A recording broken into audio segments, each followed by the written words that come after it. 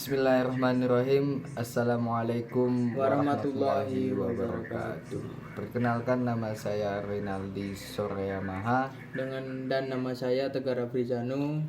Saya biasa dipanggil Boy sama anak-anak. Saya biasa dipanggil Tegar.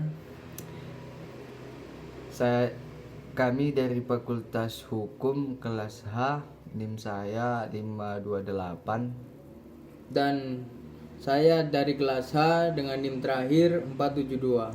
Di sini kami ingin menjelaskan sedikit tentang mazhab-mazhab menurut para tokoh-tokoh yang terdahulu mengenai tentang apa? Tinjauan singkat tentang kejahatan dan kriminologi. Nah, yang kedua itu ada tinjauan singkat mengenai mazhab positif Italian dan mazhab lingkungan dalam memandang persoalan kejahatan. Dan yang ketiga, macam-macam teori kriminologi menurut mazhab lingkungan. Poin pertama mengenai tentang kejahatan. Kejahatan dalam arti umum adalah perbuatan atau tingkah laku yang selain merugikan si penderita juga merugikan masyarakat lainnya, seperti hilangnya keseimbangan, ketentraman, dan ketertiban. Sedangkan dalam ilmu kriminologi, kejahatan dapat diartikan sebagai perbuatan atau tindakan yang dinilai jahat. Contohnya perbuatan pembunuhan, pencurian, penipuan, atau penculikan anak, dan lain-lain sebagainya. Dan kejahatan itu sendiri diatur dalam pasal 104 sampai pasal 488 KUHP. Kriminologi berasal dari kata krimen yang artinya adalah kejahatan dan logos yang artinya adalah ilmu, sehingga kriminologi merupakan ilmu yang mempelajari tentang kejahatan dan tindak kriminal. Kriminologi itu merupakan ilmu sosial terapan di mana kriminologi bekerja untuk membangun pengetahuan tentang kejahatan dan pengendalian berdasarkan penelitian empiris. Penelitian ini membentuk dasar untuk pemahaman atau penjelasan prediksi, pencegahan, dan kebijakan dalam sistem peradilan pidana. Selanjutnya, macam-macam teori kriminologi menurut mazhab. Selanjutnya, teori penyebab terjadinya kejahatan. Di dalam kriminologi dikenal ada beberapa teori yang dapat dipergunakan untuk menganalisis permasalahan-permasalahan yang berkaitan dengan kejahatan. Teori-teori tersebut pada hakikatnya digunakan untuk mengkaji dan menjelaskan hal-hal yang berkaitan dengan penjahat dan kejahatan. Namun, dalam menjelaskan hal tersebut, sudah tentu terdapat hal-hal yang berbeda antara satu teori dengan teori lainnya. Teori-teori kriminologi tentang kejahatan menurut Santoso pada tahun 2011 adalah sebagai berikut. Yang pertama adalah teori klasik. Teori ini dimulai muncul di Inggris pada pertengahan abad ke-19 dan tersebar di Eropa dan di Amerika juga. Teori ini berdasarkan psikologi hedonitis. Menurut psikologi hedonistik, setiap perbuatan manusia berdasarkan pertimbangan rasa senang dan rasa tidak senang mereka. Setiap manusia berhak memilih mana yang baik dan mana yang buruk, perbuatan mana yang mendatangkan kesenangan dan mana yang tidak. Menurut Beccaria, bahwa setiap orang yang melanggar hukum telah memperhitungkan kesenangan dan rasa sakit yang diperoleh dari perbuatan tersebut. Lebih lanjut, Beccaria menyatakan bahwa semua orang yang melanggar undang-undang tertentu harus menerima hukuman yang sama tanpa mengingat umur, kesehatan jiwa, kaya atau miskinnya, posisi sosial, dan keadaan lainnya. Hukuman yang dijatuhkan harus sedemikian beratnya. Berdasarkan pendapat Beccaria tersebut, setiap hukuman yang dijatuhkan sekalipun pidana yang berat sudah diperhitungkan sebagai kesenangan yang diperolehnya, sehingga maksud pendapat Beccaria adalah untuk mengurangi kesewenangan dan kekuasaan hukuman. Konsep keadilan menurut teori ini adalah suatu hukuman yang pasti untuk perbuatan-perbuatan yang sama tanpa memperhatikan sifat dari sifat si pembuat, dan tanpa memperhatikan pula kemungkinan adanya peristiwa tertentu yang memaksa terjadinya perbuatan tersebut.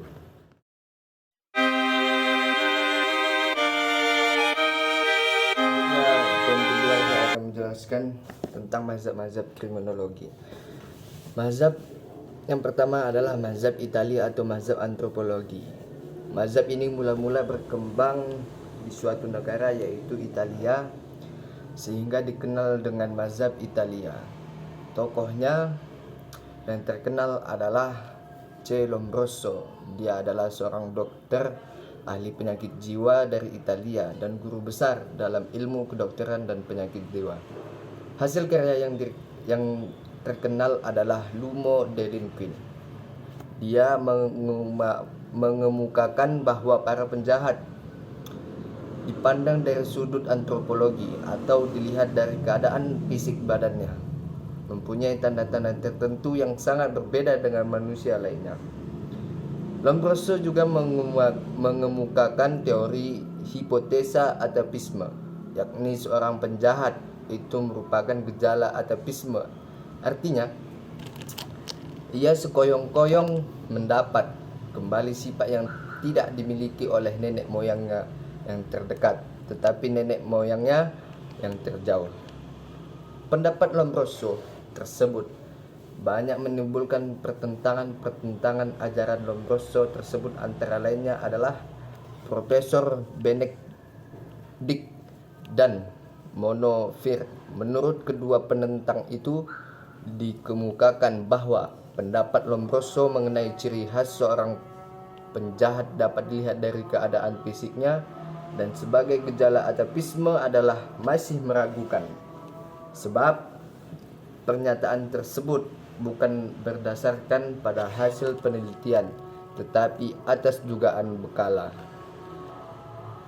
Dari pendapat Lombroso di atas, khususnya bagi anggota Polri, dapat ditarik kesimpulan bahwa walaupun teori Lombroso ini telah mendapat tantangan hebat dari banyak sarjana, namun teori ini relatif bila perlu masih dapat digunakan banyak melacak pelaku kejahatan.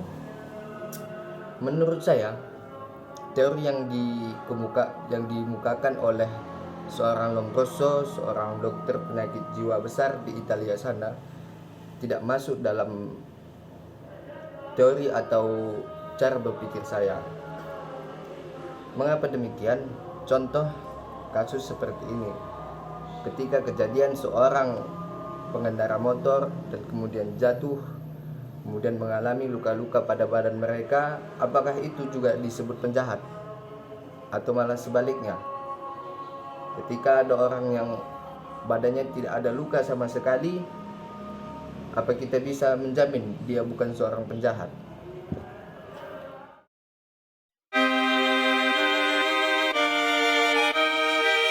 Yang kedua ada mazhab lingkungan. Ini mazhab berasal dari negara Prancis. Menurut mazhab ini, seseorang melakukan kejahatan karena dipengaruhi oleh faktor-faktor lingkungannya atau oleh faktor-faktor yang di sekitarnya. Tokoh termuka dalam mazhab ini adalah seorang yang bernama Lacazette dari tahun 1843 sampai 1924, seorang guru besar ilmu kedokteran kehakiman di perguruan kriminal internasional. Dia berada di negara Roma. Dalam ajarannya menguraikan bahwa keadaan sosial di sekeliling manusia menimbulkan terjadinya embrio kejahatan. Kelompok Limak dan teman-teman memberikan pendapat sendiri bahwa kejahatan itu bukan ada sejak lahir, hipotesa atatisme, tetapi faktor kejahatan itu muncul dari lingkungannya lah yang dapat menyebabkan terjadi kejahatan. Pada Kongres Antropologi Kriminal kedua di Prancis, beliau mengemukakan pendapatnya sebagai berikut. Yang pertama, menolak ajaran yang mana telah saya bahas di mazhab pertama, yaitu seorang C. Lombroso. Yang kedua, kemudian membentuk suatu panitia untuk melakukan penelitian tentang kebenaran dari ajaran seorang dokter tadi yang bernama C. Lombroso dengan cara melakukan penelitian dengan membandingkan secara antropologi. Yang ketiga, ternyata hasil dari penelitian tersebut dapat dibuktikan teori C. Lombroso tidak mengandung kebenaran. Demikian, seperti yang telah saya jelaskan tadi, bahwasanya penjahat tidak bisa kita simpulkan, tidak bisa kita vonis mereka sebagai penjahat dengan keadaan fisik badan mereka. Kemudian teori yang terakhir ini, teori yang berasal dari Perancis, dia mengatakan bahwa kejahatan, faktor-faktor kejahatan dapat timbul dari lingkungan sekitarnya. Seperti zaman sekarang, tergantung bagaimana kita menggauli pergaulan kita kepada teman-teman atau kerabat-kerabat sekitar kita. Di situ kita akan bisa membenteng diri kita sendiri agar tidak terjadi faktor-faktor merugikan kepada masyarakat atau teman-teman lainnya. Adalah teori-teori kriminologi dalam mazhab lingkungan. Teori subkultur. Teori ini berkembang pada tahun 1950 hingga awal tahun 1960 yang menekankan bahwa pada kenakalan remaja yang berbentuk geng.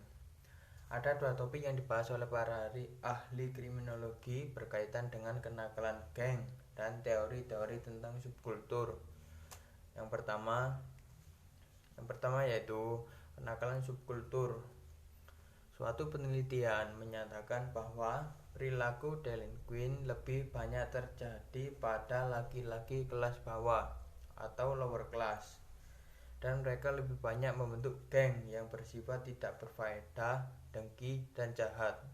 Hal ini disebabkan adanya permasalahan yang dihadapi mereka. Yang kedua, teori perbedaan kesempatan.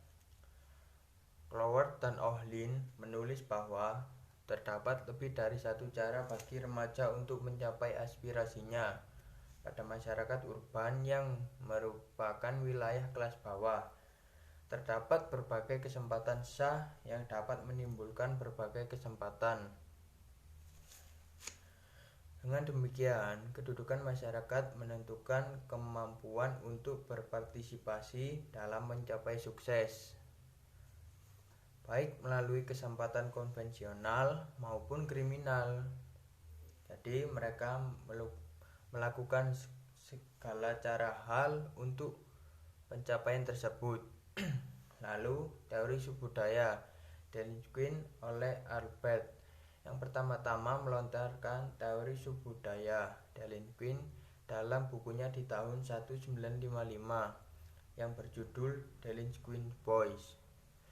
Maksud utama dari dia dalam hal ini ingin menjelaskan terjadinya peningkatan perilaku delinquent di daerah kumuh. Fokus perhatiannya terarah pada suatu pemahaman bahwa perilaku delinkuensi di kalangan remaja usia muda kelas bawah merupakan cerminan ketidakpuasan mereka terhadap norma-norma dan nilai-nilai kelompok kelas atas, bisa dibilang iri, yang mendominasi kultur Amerika. Karena kondisi sosial yang ada dipandang sebagai kendala upaya mereka untuk mencapai kehidupan sesuai dengan tren yang ada. Jadi terkesan agak memaksa, sehingga mendorong kelompok usia muda kelas bawah mengalami konflik budaya yang bisa disebut status frustration. Akibat yang timbul dari situasi itulah keterlibatan mereka, anak-anak kelas bawah, dalam geng-geng dan berperilaku menyimpang yang sifatnya tidak berfaedah, dengki, dan jahat.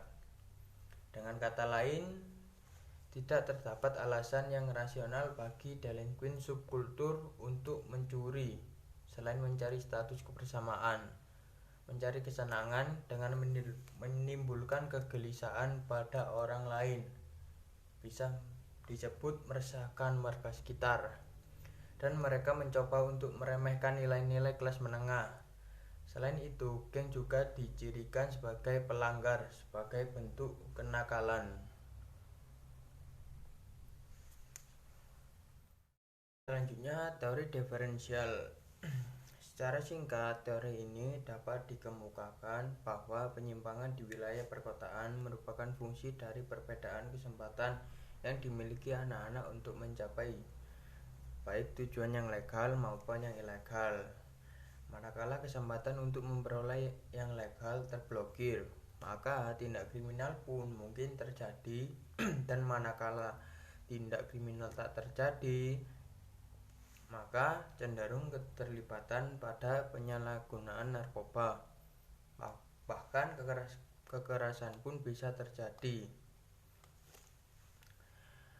Menurut Cloward dan Ohlin, ada 3 tipe geng kenakalan subkultur, yaitu yang pertama, kriminal subkultur. Masyarakat secara penuh berintegrasi, geng akan berlaku sebagai kelompok para remaja yang belajar dari orang dewasa. Hal ini berkaitan erat dengan organisasi kriminal. Kriminal subkultur lebih menekankan pada aktivitas yang menghasilkan keuntungan materi, uang, atau harta benda, dan berusaha menghindari penggunaan kekerasan. Terus yang selanjutnya, retretis subkultur. Pada kelompok ini, remaja tidak memiliki struktur kesempatan. Mereka para remaja lebih banyak melakukan kegiatan mabuk-mabukan dan penyalahgunaan narkoba, serta aktivitas yang lebih banyak mengutamakan pencarian uang dengan tujuan mabuk-mabukan. Bisa dibilang hanya untuk kesenangannya sendiri. Terus yang ketiga, konflik subkultur. Dalam suatu masyarakat yang tidak terintegrasi akan menyebabkan lemahnya suatu organisasi. Geng subkultur yang demikian akan memperlihatkan perilaku yang bebas, kekerasan, perampasan harta benda, dan perilaku lain menjadi ciri dari geng tersebut. Bisa dibilang mereka membabi buta. Sekian dan terima kasih.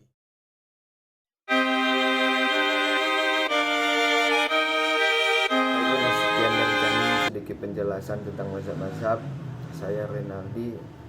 Walahir. Assalamualaikum warahmatullahi wabarakatuh.